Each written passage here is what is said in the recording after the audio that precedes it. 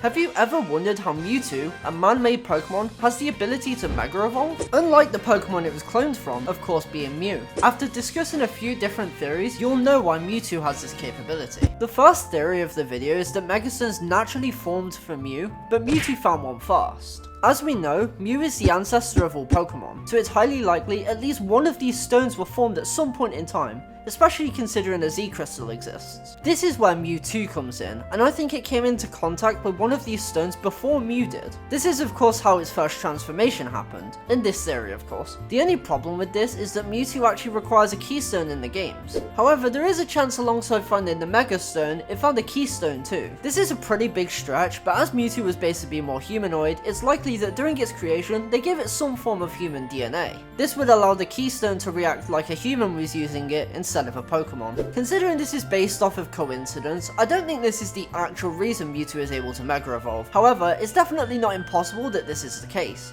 Probably a 5 out of 10 theory. This next theory is probably my favourite of the bunch. What if it doesn't actually Mega Evolve?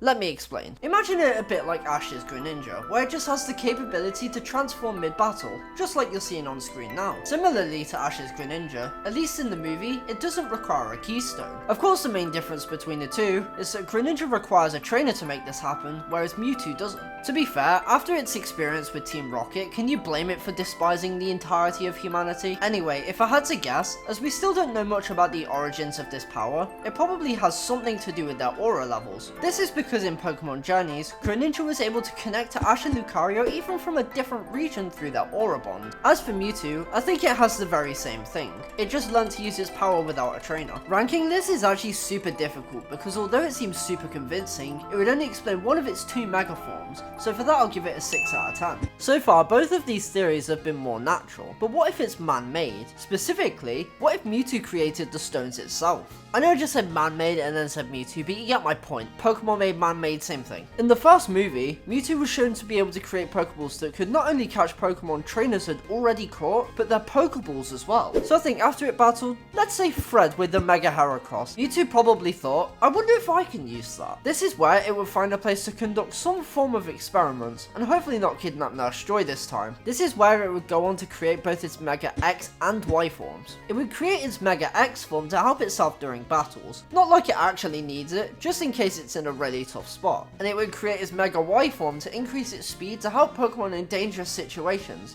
similar to how it does in the Black and White movie. I feel like this is an especially strong argument purely because of its psychic typing. Like, if it can control human minds with ease, imagine how smart this thing is. So if given some time, I think there's a high possibility this could be the case. 8 out of 10. The final theory here today is the entire reason for Mewtwo's ability to Mega Evolve, and it comes from Pokemon Origins. During episode 2, we meet Mr. Fuji. He is someone who worked on the creation of Mewtwo, and also knew about Mega Evolution as he'd researched it in the past. We know his Mega Evolution research is fact purely because Professor Oak mentioned it to Red during the last episode. He also just casually gives Red both a Keystone and a Charizardite. I think after his research on Mega Evolution, he started working on Mewtwo and realized it would be a perfect Pokemon to have access to something like Mega Evolution. So whilst he was creating Mewtwo, he also created both the stones to its X and Y form.